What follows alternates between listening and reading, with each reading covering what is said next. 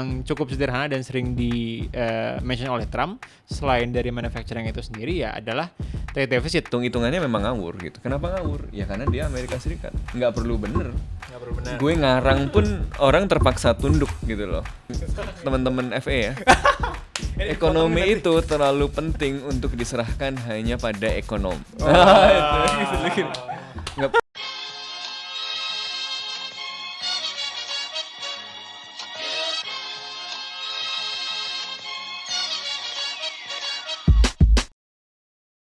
Podcast Bebas Aktif kali ini akan membahas reciprocal tarif yang diumumkan oleh Presiden Amerika Serikat Donald Trump pada 2 April.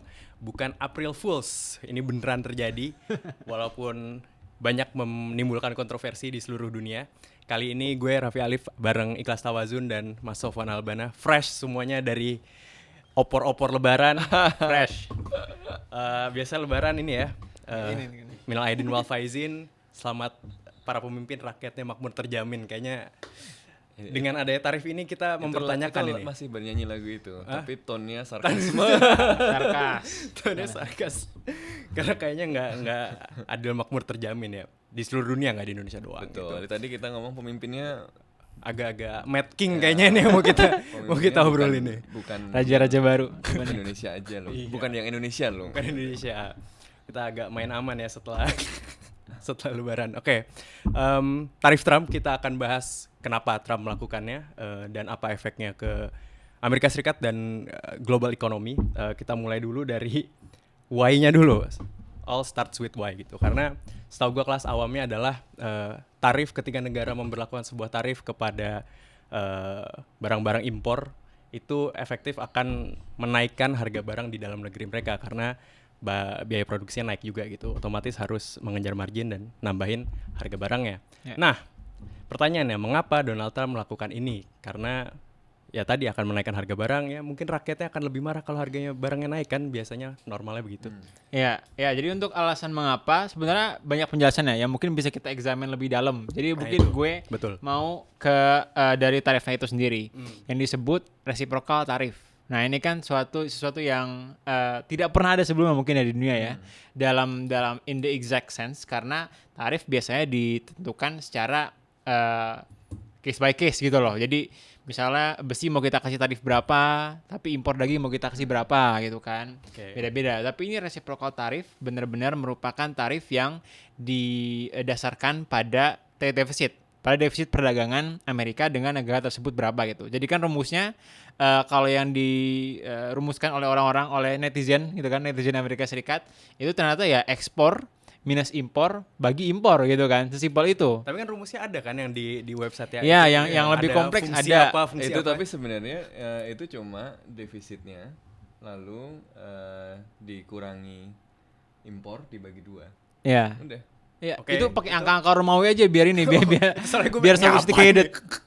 Oke, terus alfa beta segala macam gitu kan. Nah, jadi yang kita lihat disebut di karton-karton Trump itu yang tulisannya berapa tarif yang ditetapkan oleh negara tersebut terhadap Amerika Serikat itu sebenarnya adalah angka dari perhitungan tersebut gitu loh.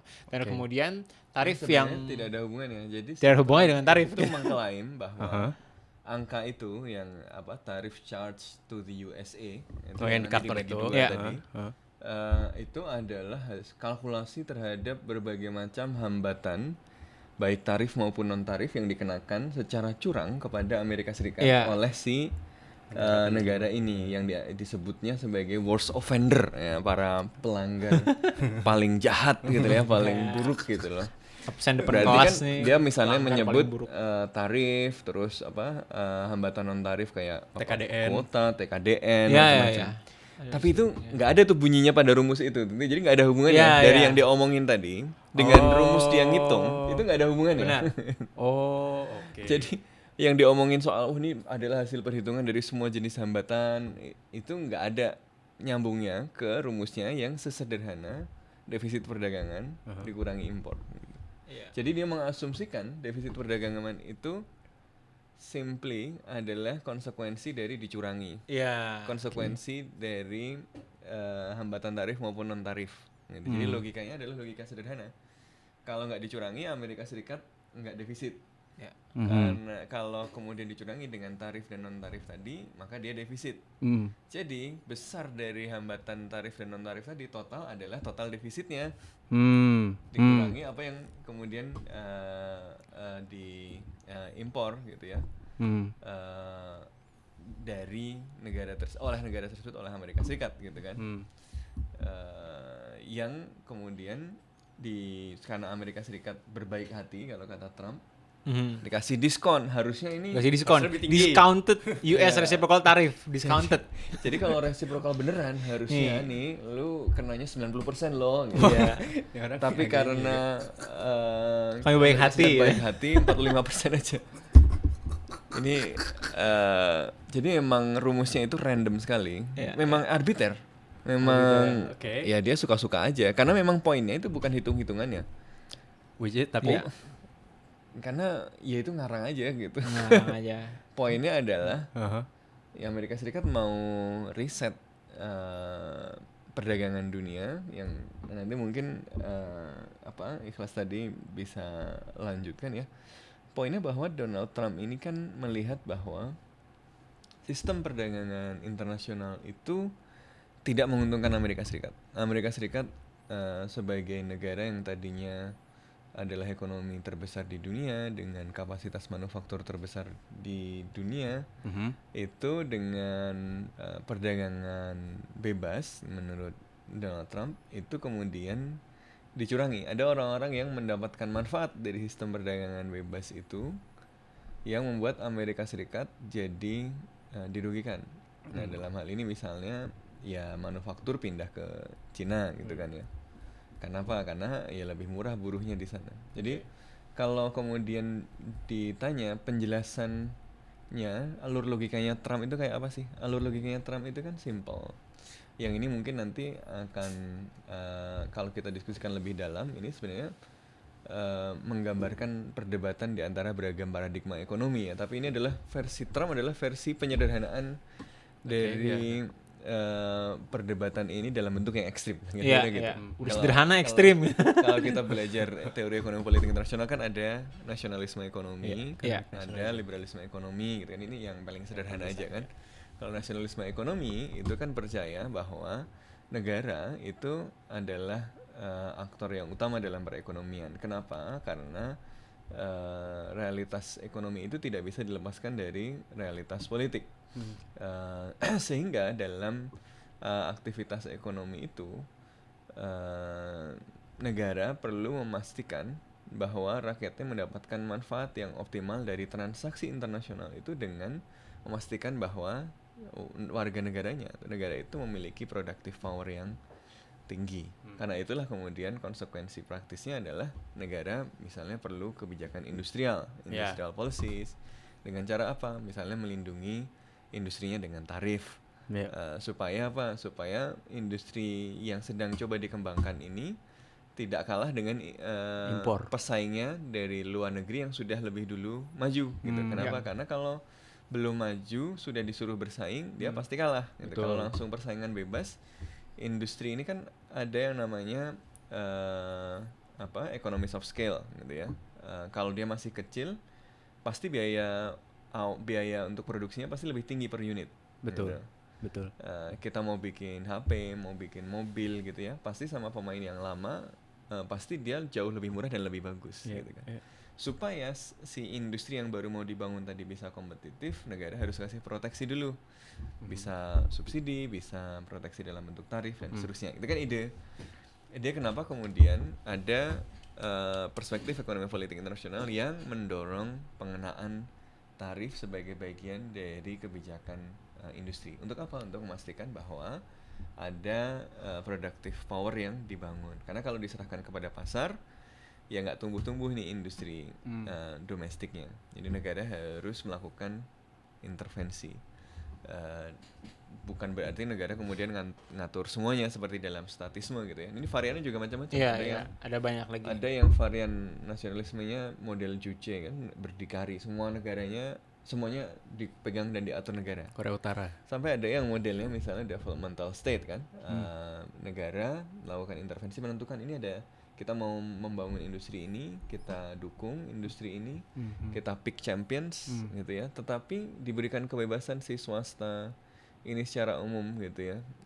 Pemain utamanya tetap private, tetapi negara kemudian memberikan fasilitasi, dukungan gitu ya.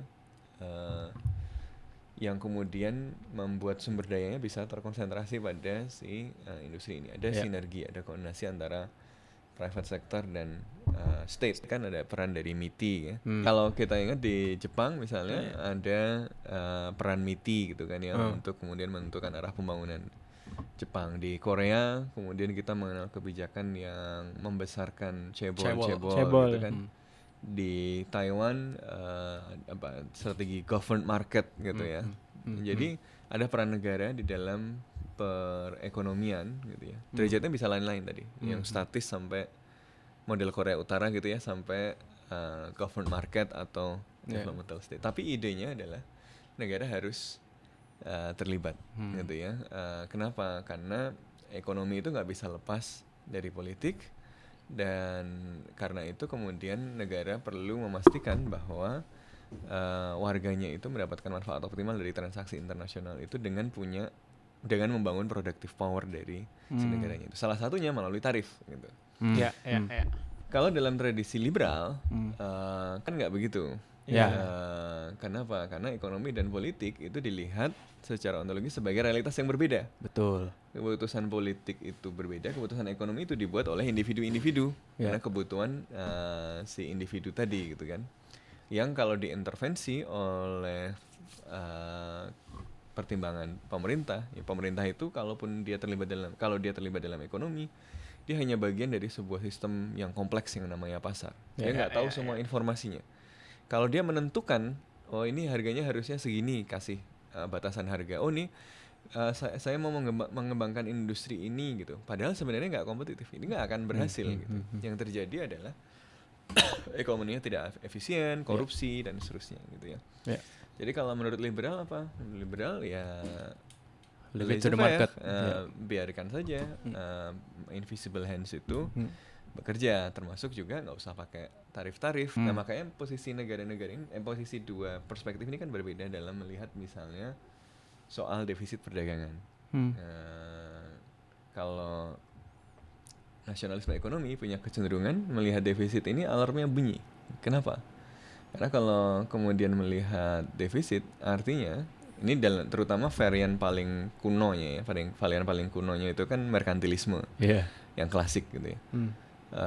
Ya kalau defisit berarti kita jual lebih sedikit daripada beli lebih sedikit, berarti produktivitas kita lebih kecil dong. Dan berarti kita rugi. Kalau dia lebih kaya, kita jadi relatif lebih miskin, berarti kita jadi lebih lemah. Itu diingat ekonomi adalah bagian dari politik gitu ya. Atau kalaupun perdagangan meningkat kemudian sama-sama tumbuh ekonominya karena perdagangan itu, satunya tumbuh 10%, satunya tumbuh 2%. Ya, karena politik yang kemudian dianggap sebagai primer, ya satunya tumbuh 10%, satunya tumbuh 2%, yang satu jadi lebih kuat, secara relatif lebih kuat gitu. Karena itu kemudian dia biasanya lebih khawatir pada defisit gitu, karena itu mencerminkan productive power yang lebih rendah dibandingkan dari yang lain.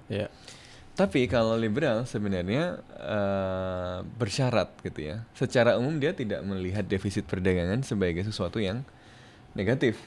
Karena ya kalau pasarnya memang kemudian mengindikasikan dinamika yang demikian, itu belum tentu merugikan. Misalnya suatu negara defisit, tapi defisit itu kan hanya selisih sama jual sama belinya, ekspor sama impornya kurang lebih kan. Tapi value dari impor dan ekspornya itu kan lebih tinggi, sehingga barang dan jasanya jauh lebih murah, sehingga growth-nya lebih tinggi, sehingga masyarakatnya bisa mengakses barang dengan lebih mudah dan lebih murah. Itu kan hal yang baik gitu ya. Nah ini kan perdebatan yang sebenarnya fundamental soal asumsi dasar relasi antara ekonomi dan politik tadi gitu kan ya. Tapi liberal pun juga bisa khawatir pada defisit ketika defisit itu terjadi secara persisten, karena menunjukkan berarti barangkali ada problem struktural di negaranya itu gitu kan, sehingga misalnya dia sangat bergantung misalnya pada komoditas-komoditas yang nilainya rendah gitu ya. Berarti industrinya nggak berkembang dan seterusnya, yang itu juga bukan tanda yang baik gitu. Nah, dan ini kurang lebih gambaran dasarnya kan. Nah, tapi kemudian posisi Trump di mana? Posisi Trump adalah dia melihat bahwa Amerika Serikat itu kehilangan daya saing industrinya. Saya baru lihat, saya kira ini baru ini aja karena ada MAGA dan seterusnya. Ternyata Trump udah ngomong begitu dari lama. Tahun 80-an, tapi dulu bukan sama Cina, dulu sama Jepang. Waktu Trump masih muda itu dia udah ngomong bahwa sistem perdagangan internasional, sistem ekonomi internasional itu tidak menguntungkan Amerika Serikat. Ya karena tadi pasarnya terbuka tadi, Amerika Serikat kan tadinya manufakturnya dominan. Tapi ketika kemudian ekonomi dibuat terbuka, yang terjadi kan teknologi menyebar kemana-mana. Makanya kita masuk ke dalam era Great Great Convergence kan. Ya, setelah Great Divergence karena revolusi industri, teknologi itu awalnya dimonopoli oleh beberapa kalangan masyarakat dan beberapa negara, tapi ketika ekonominya jadi semakin terbuka kan yang lain belajar. Jepang belajar, ini belajar gitu. Mereka ngejar. Ketika mereka ngejar, kemudian Amerika Serikat nggak bisa dominan sendirian lagi kan, dan pengusaha-pengusaha Amerika Serikat juga misalnya cari cara lebih murah untuk berproduksi dan seterusnya, mereka cari buruh lebih murah dan seterusnya gitu ya. Akhirnya karena kemudian bebas invest di luar negeri misalnya, ya mereka invest di tempat yang lebih murah. Makanya industri kemudian geser dari Amerika Serikat ke tadinya ke misalnya ke Jepang. Tapi paling besar tentu saja ketika Cina itu terintegrasi ke dalam sistem perdagangan internasional. Ketika Cina membuka diri, kemudian Cina gabung WTO, terbang. Wah, jumlah penduduknya besar, gajinya murah, ya upahnya murah, pasarnya besar, mengakses pasar-pasar lain di Asia gampang gitu ya. Wah, semua pabrik pindah ke situ. Kalau semua pabrik pindah ke situ, apa yang terjadi? Pabrik-pabrik di Amerika Serikat tutup dong. Manufaktur Amerika Serikat tutup. Ini sebenarnya apakah menguntungkan atau merugikan Amerika Serikat? Kalau dilihat, ya sebenarnya nggak merugikan juga, karena kemudian ketika pabrik-pabrik Amerika Serikat atau manufaktur Amerika Serikat turun, Amerika Serikat kemudian geser ke yang nilai tambahnya lebih tinggi kan. Makanya dia kemudian konsentrasi di sektor kayak jasa, finance gitu ya. Betul. Kemudian ke teknologi, Silicon Valley dan seterusnya gitu kan. Betul. Tapi kan nah ini yang kemudian menarik nanti kaitannya sama kenapa Trump yang mendorong dan kenapa yang mendukung MAGA. Karena apa ya, basis-basis industri yang kemudian hilang inilah yang pindah ke Cina ini, yang kemudian nanti jadi orang-orang yang kecewa pada perekonomian Amerika Serikat kan, stagnan, disgruntled voters. Mereka kok jadi miskin. Dulu orang tua saya kaya loh, makanya Make America Great Again. Dulu ketika manufakturnya jaya itu, kakek nenek saya itu berjaya gitu ya. Ayah saya kerja, ibu saya enggak, udah bisa beli rumah gitu. Tapi ketika manufakturnya American Dream sebenarnya problemnya juga karena value-nya kemudian semakin terkonsentrasi di segelintir orang, elit tadi, di finance dan di tech tadi gitu ya. Jadi manufakturnya pindah ke Cina gitu.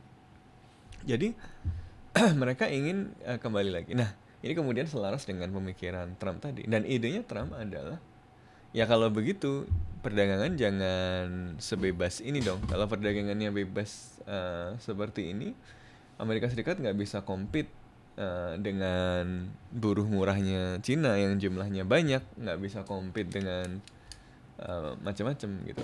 Mumpung Amerika Serikat ini masih ekonomi terbesar di dunia, semua orang pengen masuk ke pasarnya Amerika Serikat. Mereka harus dipaksa, kalau mau mengakses pasar Amerika Serikat, lu buka pabriknya di sini dong. Sebenarnya kalau menurut gue, setelah tadi cukup panjang dijelaskan secara teori Mas Sofwan gitu ya, mungkin Trump itu nggak sederhana juga bisa dikelompokkan ke dalam kubu teoritis tersebut. Ya mungkin dia paham, mungkin dia nggak juga ya, tapi kan worldview dia yang kita tahu seperti itu dari dulu gitu. Kata dia kan tarif adalah kata terbaik di kamus. It's the most beautiful thing. Karena kita lihat ya dia penerapannya ini amburadul gitu ya, asal-asalan gitu, karena ke semua negara benar-benar, dan dia nggak pandang bulu. Kalau kita selalu cite dari kasus-kasus sebelumnya, bahkan mereka yang nasionalis sekalipun selalu pilih-pilih gitu loh, dari negara mana, untuk goods apa. Biasanya hati-hati karena mereka bukan Amerika Serikat. Iya. Oke. Dan sementara sekarang malah semua negara bahkan yang kecil yang paling banyak sekarang kan kena tarif paling tinggi itu Lesotho gitu kan, 50%. Yang mana kasihan ya. Kasihan. Yang mana itu emang karena Amerika impor berlian dari sana gitu kan. Jadi mereka mau apa? Dan mereka nggak punya daya beli. Dan mereka nggak punya daya beli juga. Barang Amerika Serikat. Apa? Karena kalau gitu ya hasil akhirnya cuman berlian bakal lebih mahal di Amerika. Udah gitu doang. Oke. Nah, ini kenapa? Kalau misalnya kita balik ngebahas ke why-nya gitu ya. Kan kalau tadi yang secara analisis tradisional, secara teoritis gitu ya, terutama dalam konteks pembangunan ekonomi, industrial policy itu kan bahwa itu untuk membangun industri gitu kan. Jadi memang salah satu tujuan yang bisa ditarik itu adalah untuk mengembalikan manufacturing ke Amerika gitu kan. Nah, tapi di sisi lain juga yang cukup sederhana dan sering di mention oleh Trump selain dari manufacturing itu sendiri ya adalah trade deficit gitu. Jadi pengennya ya trade itu antara negara dia nggak merugikan Amerika Serikat dalam artian bahwa Amerika Serikat lebih sedikit mengekspornya, Amerika defisit dan terlalu banyak mengimpor, pengen itu lebih balance gitu kan, yang mana sebenarnya nggak terlalu realistis untuk di-achieve, tapi itu menjadi salah satu aim yang berkali-kali disebutkan gitu kan. Nah, satu lagi nih ya sebenarnya juga yang ini kurang disebutkan tapi sudah cukup banyak ada juga oleh analis, bahwa ya tarif ini adalah salah satu cara untuk raise revenue, untuk menjadi saluran pendapatan pemerintah. Karena kan tarif ini ya by definition adalah tax on imports gitu, adalah pajak terhadap barang-barang impor. Jadi barang-barang yang impor tarif, kalau dikenain tarif ya itu masuk ke anggaran pemerintah, masuk ke kantongnya pemerintah gitu kan kalau dikenakan tarif. Nah, di Trump ini kan ada program makan bergizi gratis. Iya, padahal nggak ada program makan bergizi gratis. Tapi ini, ya makanya itu kalau nggak harus, padahal udah efisiensi juga ya dalam pemerintahan juga ya. Masih butuh duit juga. Nah ini karena adalah tujuannya untuk other ends mas, untuk tujuan yang lain, yaitu kan yang kita tahu Trump dan juga sebenarnya Republikan secara tradisional itu suka yang namanya tax cuts ya, gitu kan. Dia anti pajak. Pokoknya dia pengen merendahkan pajak. Tarif itu pajak. Tarif itu pajak. Tapi pajaknya untuk negara-negara lain. Jadi kan agak beda gitu. Not for me. Not for me. I tax someone else. I tax us in Indonesia gitu loh. Harga barang makin mahal ya jadi ya sama aja sih. Iya, padahal secara faktual itu tax on Americans gitu kan. Karena yang membayar produk yang masuk ke Amerika nanti kan ya warga Amerika itu sendiri. Tapi kenapa bisa begitu ya? Karena Trump itu ingin tax cuts. Dia nanti tax cut di Amerika yang terakhir dia tetapkan di tahun 2000 ya, di periode pertamanya itu akan expire tahun depan ya, dan itu kan harus diperbarui dan bahkan akan ditambah gitu tax cuts-nya, terutama on corporations biasanya. Dan itu akan menambah defisit dari pemerintah, bukan defisit perdagangan ya, defisit anggaran pemerintah yang sudah berjalan di Amerika Serikat, yang sekarang juga sudah abnormal gitu ya, udah kayak on war levels, karena dia di atas 5% gitu, udah banyak budget defisitnya. Nah, tapi kemudian ketika ada tax cut ini, di mana kemudian bisa ada tambalannya gitu. Pemasukannya dari mana? Jadi ini ya menyubsidi pengusaha-pengusaha kaya dengan membebani konsumen. Tapi yang akan membayar pajak dari reciprocal tarif dan baseline tarif dari seluruh dunia. Tapi bukannya pendapatan Amerika dari tarif itu sebenarnya kecil ya? Maksudnya base-nya tuh kecil dan kebanyakan dari federal tax kan. Tapi emang kalau ditukar kayak itu nutup ya? Nah, itu yang masih nggak pasti gitu kan. Karena kalau tax cuts for corporations terus juga buat individual juga dinaikin dari tarif dari impor, itu tentu kan kalau kita asumsikan impor sebanyak sekarang akan gede banget ya. Tapi kan tentu dengan naiknya tarif ya impor juga akan turun. Nah, tapi turunnya seberapa banyak, dan kemudian revenue yang dihasilkan akan seberapa banyak juga gitu loh. Jadi itu yang ada ketidakpastian di situ. Tapi bahwa tarif akan naik sih pasti. Pemasukan dari tarif pasti akan naik gitu ke Amerika Serikat. Naik tapi sembarangan sampai puluhan persen loh. Nah, on that note kan kalau misalnya tujuannya adalah untuk meningkatkan revenue ya, kan berarti ada impor, barang itu kan menjadi mahal. Ya. Konsumen akan membeli barang itu dengan tambahan pajaknya tadi, tambahan tarifnya tadi, ya itu akan jadi revenue. Tapi kan kalau terus ada tujuan lain, konsumen akan mencari barang yang lebih murah. Barang yang lebih murah kemungkinan besar akan muncul dari industri dalam negeri.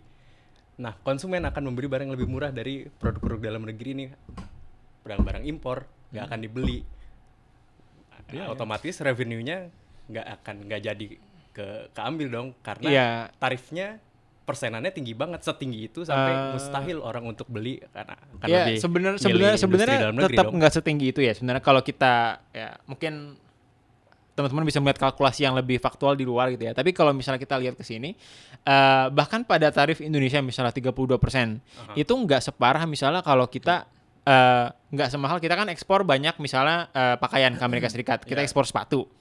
Kita di sini produksi sepatu misalnya base costnya cuma 100.000 gitu, 100-200 ribu gitu, murah. Nah, tapi kalau misalnya di sana base costnya aja udah bisa 1 juta gitu misalnya. Ini misalnya doang ya. Nah itu kan udah lebih increase more than 32% gitu loh. Jadi bahkan increases yang fantastis yang 30-40% itu belum tentu misalnya lebih menyebabkan produk yang diimpor lebih mahal dibandingkan produk yang dibikin di dalam Amerika. Jadi menurut gue jadi kita nggak bisa take it on absolute terms dengan tarif yang ditetapkan manufaktur pasti pindah gitu. Oh enggak, paling manufaktur yang pindah gue yakin sedikit gitu loh sebenarnya karena ya relokasi manufacturing itu kan juga ribet gitu loh. Kita udah bikin pabrik di sini, tahu-tahu bikin lagi pabrik di sana dari nol. Terus ini kebijakan tarif 4 tahun nyampe nggak? Ntar tahu-tahu tarif diturunin lagi apa gimana gitu kan. Jadi on all likelihood sih sebenarnya kebanyakan bakal tetap stay the course sekarang, bakal tetap impor tapi on a higher cost gitu loh. Jadi emang bakal costnya bakal diberikan kepada konsumen Amerika Serikat seperti itu. Ya, tapi kan memang tadi ini kalau dalam bayangan idealnya Trump itu kan win-win semua gitu. Kalau lu nggak pindah gue dapat duit, kalau lu pindah gue dapat industri gitu loh. Jadi head tail I win. I'm a good deal maker. Gitu kan. Apapun pilihan lu, gue yang menang gitu loh. Itu kan yang dibayangkan Trump gitu. Tapi yang terjadi ya tadi mungkin malah lose situation untuk semua orang gitu ya, baik Amerika Serikat maupun mitra dagang ya, barang jadi lebih mahal, pendapatan pajak nggak signifikan, dalam jangka panjang negara-negara juga learning to do things without the US gitu kan. China retaliasi dan sejak trade war yang pertama sama Trump kan sudah melakukan diversifikasi gitu ya. Bahkan mengklaim sudah sudah proof ya, sudah insulasi dari tarif. Tentu saja ini saling bluffing gitu ya. Baik Cina maupun Amerika Serikat kan. EU itu juga melakukan retaliasi gitu kan. Yang nggak retaliasi kan yang merasa kecil-kecil gitu ya. Dan ya makanya menurut gue itu penting untuk memahami bahwa hitung-hitungannya memang ngawur gitu. Kenapa ngawur? Ya karena dia Amerika Serikat. Nggak perlu bener. Gue ngarang pun orang terpaksa tunduk gitu loh. Justru ini adalah bagian dari dramaturgi kekuasaan yang ditunjukkan oleh Donald Trump gitu loh. Gue asal menyebutkan angka saja, semua orang itu akan antre untuk meminta belas kasihan. Gitu. Dia bilang kayak gitu juga, persis. Jadi nggak perlu pakai hitung-hitungan yang terlalu ini gitu loh. Ngapain susah-susah lah. Ngapain susah gitu loh. Jadi ini show of force Amerika Serikat. Ini loh, selama ini kalian itu mendapatkan manfaat dari sistem perdagangan multilateral karena Amerika Serikat itu adalah benevolent hegemon. Tapi kalian tidak berterima kasih pada gue gitu ya. Dan lu Cina yang misalnya terutama, lu kurang ajar sama gue. Gitu. Lu dapat manfaat dari sistem yang gue bangun. Tapi lu malah ngalahin gue gitu. Lu harus tahu posisi lu. Ya, nah, kira-kira kan pesan politik yang mau disampaikan itu. Premisnya itu doang, ngomong ke Zelensky sampai ngomong ke Xi Jinping sebenarnya sama ya gitu ya. Gue itu adalah penguasa utamanya. Ini kan jadi ini nggak boleh cuma dilihat semata sebagai persoalan ekonomi. Defisit ini begini atau perdebatan itu bukan perdebatan ekonomi. Ini tuh politik. Gitu Kalau kata Sri Mulyani, ilmu ekonomi nggak kepake ini. lah emang enggak gitu loh. Memang ekonomi itu terlalu nih teman-teman FE ya.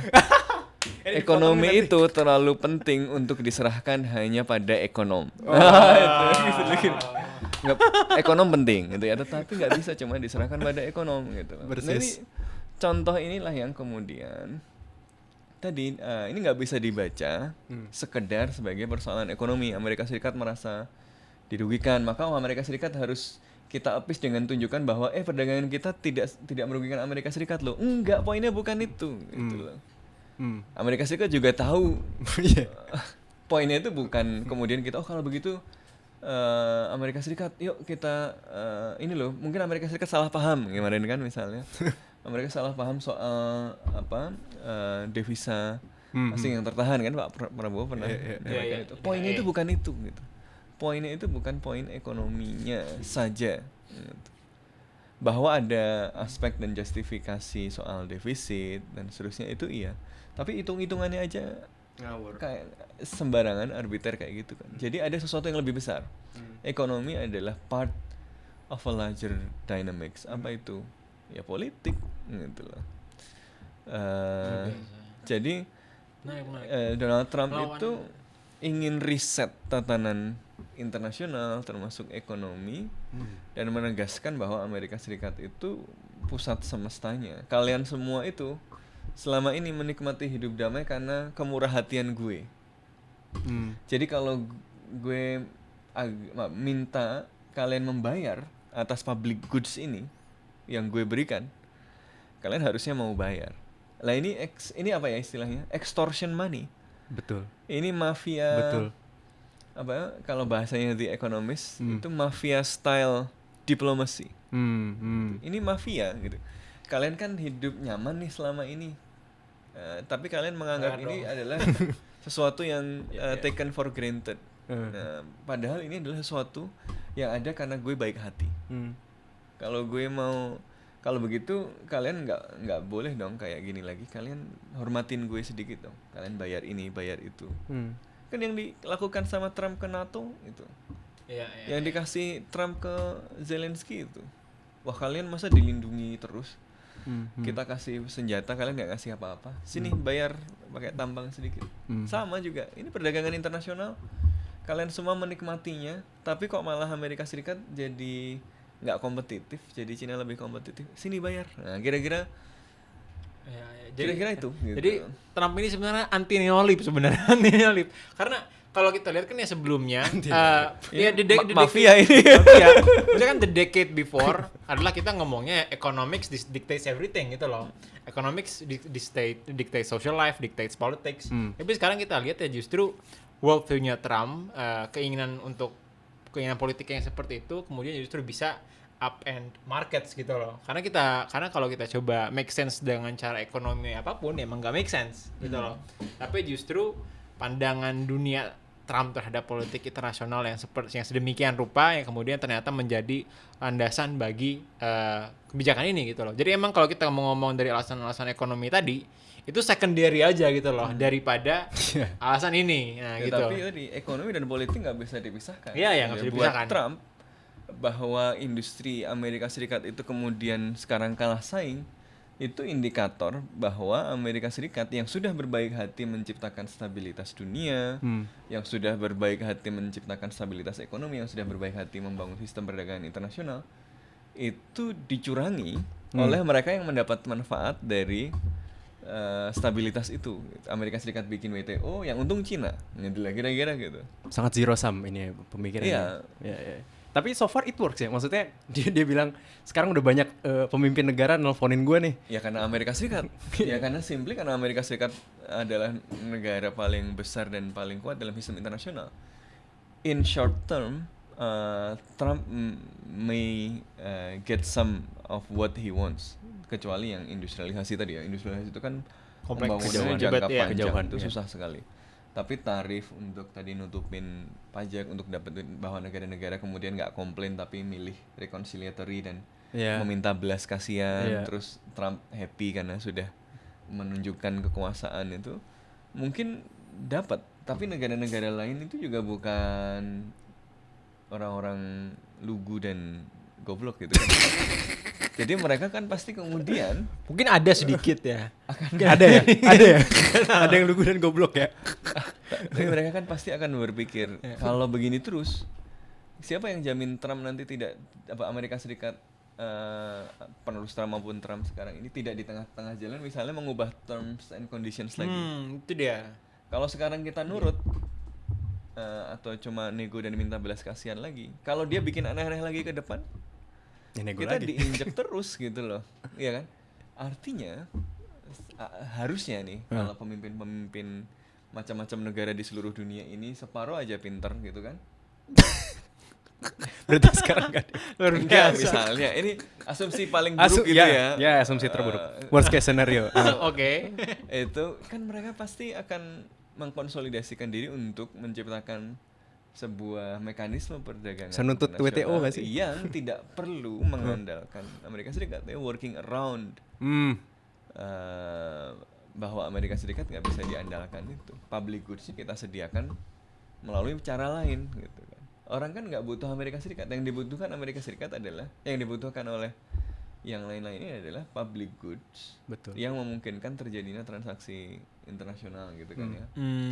Dan pasar internasional ya, dan Amerika Serikat masih pasar yang paling besar, masih perlu gitu ya. Tapi kalaupun nggak bisa mengakses pasar internasional, orang akan nyari gimana sih caranya bisa survive tanpa Amerika Serikat. Dalam jangka panjang kan mereka pasti akan mencari cara untuk itu. Jadi in the long run mungkin malah lose untuk tujuan Amerika Serikat membangun industri dan macam-macam. China, South Korea, Jepang sekarang bersatu. Iya, jadi ini apa ya? Outcome-nya sebenarnya tidak menjanjikan juga buat Amerika Serikat gitu ya. Tetapi ya dia butuh settle political score di awal, makanya saya juga tidak tahu apakah ujungnya akan kekeh atau bagaimana, tapi ya makanya kenapa ditulis arbiter di awal, karena memang mau nego, memang dia mau cara mainnya Trump kan kayak gitu dari dulu force, ya lempar lalu biar orang datang munduk-munduk untuk nego minta belas kasihan, nanti setelah itu ya sama kan kayak Kanada sama Meksiko yang sebelumnya kan kayak gitu juga. Betul. Kan akhirnya berhasil. Makanya kalau kita yeser aja, kemudian lugu-lugu aja, masuk tuh, ya kalah gitu loh. Harus datang dengan negosiasi itu dengan confidence, dengan tahu kita maunya apa, ini apa, supaya nggak diinjak lagi ke depan. Kalau kelihatan oh ini lemah nih, ini lugu nih, ya. Langkah pertamanya ya punya dubes dulu lah ya intinya lah ya. Coba dong kayak Kanada, Meksiko ya, mau digitu padahal ketergantungannya sama Amerika Serikat tinggi sekali. Ya. Tapi karena dia responnya berani kan. Betul. Ada beberapa penyesuaian yang kemudian harus jadi dilakukan gitu kan. Jadi ya itulah. Karena kalau ini kayak chicken game aja gitu. Iya, betul. Kalau kita berani, Amerika Serikat juga, kita ini nggak cuma Indonesia ya, kalau banyak ini kemudian ini juga the rest of the world. Amerika Serikat juga dalam situasi lose juga gitu loh. Jadi sebenarnya ya problemnya apa ya, kalau Indonesia ini mungkin agak kaget juga karena kita nggak punya dubes gitu ya. 2 tahun ya. 2 tahun. Hampir 2 tahun nggak ada dubes gitu ya. Jadi ketika gosipnya pasti kan sudah lama ya, harusnya kan sudah beredar dan sudah bersiap, dan jawabannya menurut saya problem kita juga adalah kita berfokus pada dampak langsung dan jangka pendeknya, yaitu ekonomi aja, pukulan pada industri. Hold dulu masalah Indonesia, kita ada 1 episode lagi soalnya soal itu gitu. Ngomongin Tapi kita akan obrolin lagi. Tapi poin gue adalah ya tadi, kalau logikanya Trump sesederhana ya, tarif ini adalah instrumen yang digunakan oleh Amerika Serikat untuk mengoreksi sistem internasional, termasuk sistem perdagangan internasional yang selama ini dibangun oleh Amerika Serikat tetapi menguntungkan orang lain dan merugikan Amerika Serikat. Ini kan pesan yang gampang dan sederhana dipahami oleh konstituen ya kan. Saya dulu industri maju, kakek nenek saya, bapak ibu saya hidupnya enak, dengan industri itu, sekarang industrinya nggak ada. Gitu ya. Berarti kalau mau makmur lagi, industrinya harus balik lagi. Make America great again. Harus mengembalikan, dan itu adalah caranya dengan mengendalikan industri. Cara mengembalikan industri apa? Ya instrumen paling klasik ya untuk melakukan industrialisasi kan memang tarif ya. Dengan tarif kan membuat kompetisi dari luar negeri nggak masuk, ya kemudian terpaksa. Apalagi Amerika Serikat, Trump ya percaya bahwa udahlah semua orang itu pasti mau ke Amerika Serikat. Ini pasar paling besar. Ini adalah negara yang mata uangnya dijadikan mata uang untuk transaksi internasional. Jadi semua orang di seluruh dunia ini sebenarnya pinjem Amerika Serikat. Itu masih lebih masuk akal daripada yang jualannya cuman kita ini negara besar. Iya, jadi ini sebenarnya sama. Ini sebenarnya kayak Indonesia atau negara-negara lain yang minta kalau mau invest di sini jangan cuma mau untungnya dong. Gitu. Kalian juga harus berbagi untung untuk rakyat di sini gitu loh. Cuma bedanya ini dilakukan oleh Amerika Serikat dalam skala yang ekstrim karena tadi dipukul rata. Betul. Nggak cuma satu. Biasanya kan orang melakukan kebijakan kayak gini itu kan di industri misalnya yang mau dibangun. Oh, saya mau bangun otomotif, maka saya proteksi sektor otomotif. Saya mau bangun agrikultur, saya proteksi sektor agrikultur gitu. Jadi nggak semuanya. Ini semuanya dipukul. Negara itu ekspor impornya kayak apa? Defisitnya sama kita apa? Lalu tarifnya dipukul ke semuanya gitu loh. Jadi ini yang ini kemudian membuat ini kalau begitu ini juga kemudian bertalian dengan worldview Trump yang lebih besar tadi gitu loh, bahwa Amerika Serikat itu adalah negara terbesar di dunia, adalah negara yang menjaga dan membuat dunia kita hari ini itu makmur, sejahtera, stabil gitu ya, ngalahin Uni Soviet, ngalahin Jerman ya dan seterusnya. Tapi orang-orang yang mendapatkan manfaat dari ini itu nggak tahu terima kasih gitu. Kemudian Amerika Serikat, pemimpin sebelumnya itu mengikat diri untuk melayani banyak orang itu sehingga rakyatnya sendiri dirugikan. Makanya Donald Trump kan menyebut dalam pidatonya di Rose Garden itu sebagai "This is Liberation Day". That's what the liberation is about ya. Ini adalah hari pembebasan. Hizbut Tahrir juga dia. Partai pembebasan. The Party of Liberation. This is Liberation Day.